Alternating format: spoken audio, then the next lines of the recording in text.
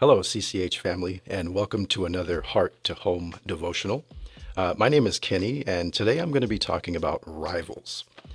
We are in the midst of March Madness, which is college basketball's ultimate tournament. And it's around this time where discussions about heated rivalries start to heat up. And some of the most well-known rivalries in all college sports, but specifically college basketball for this topic here, are Duke versus North Carolina, the University of Michigan versus some other school nobody cares about, this mustache versus that mustache.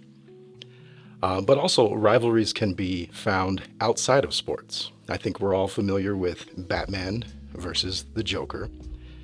How about the United States of America versus Russia or China, perhaps? The commonality between the rivalries that I mentioned are they're all pretty much comparable.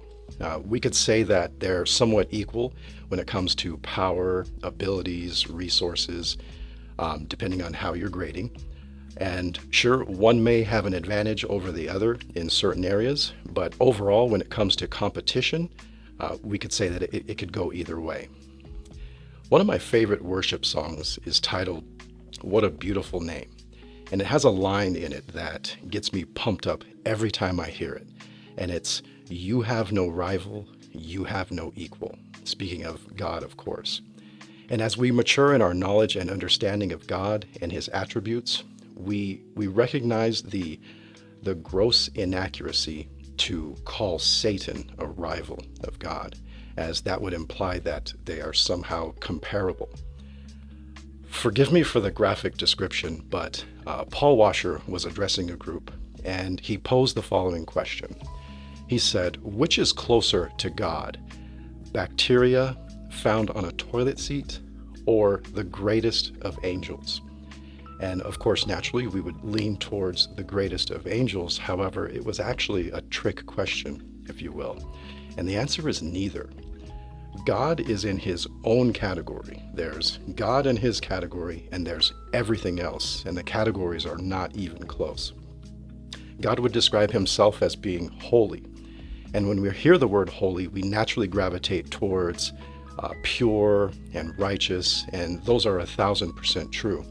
But another way to think of holiness when describing God is otherness. He is completely other. He is absolutely unique. And so we dare not put Satan in the same level playing field as him. Isaiah 45:6 says, "To whom will you liken me and make me equal, and compare me that we should be alike?" Psalm 89:6 says, "For who in the heavens can be compared to the Lord? Who among the sons of the mighty can be likened to the Lord?" Isaiah chapter 40, verses 13 and 14 say, "Who has directed the Spirit of the Lord, or as his counselor has taught him? With whom did he take counsel, and who instructed him, and taught him in the path of justice? Who taught him knowledge and showed him the way of understanding?" In Ephesians 1, the Apostle Paul, who has no rival when it comes to run-on sentences, shares his desire for them and us to increase our wisdom and understanding of God's great power. And he goes on to describe that great power as the power that raised Jesus from the dead and eventually seated him at his right hand. And in verse 21, he goes on to say, "Far above all principality and power and might and dominion and every name that is named, not only in this age, but also in that which is to come." So I'm confident that we would all be on the same page when we say that there is no contender for the throne when it comes to God. However, how about your throne? We've established that God has no competition, but does he have competition for your heart? Does he have competition for your loyalty? How about your time, your worship, your finances, your goals and aspirations? How about the plans for your life? Are we quick to sing that verse in church on Sunday? However, when the rubber meets the road of our lives, we find him actually losing that battle for our throne.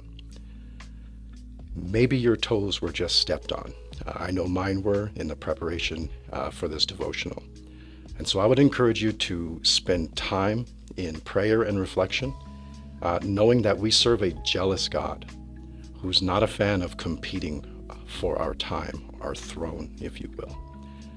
And this jealousy is a perfect jealousy, knowing that he is an all-knowing God, and he knows that he is the best for us under all and any circumstances whatsoever, and there really shouldn't be competition. So we may have to do some arranging in our lives, and so the next time we sing those lyrics, we could sing them with complete confidence and assurance.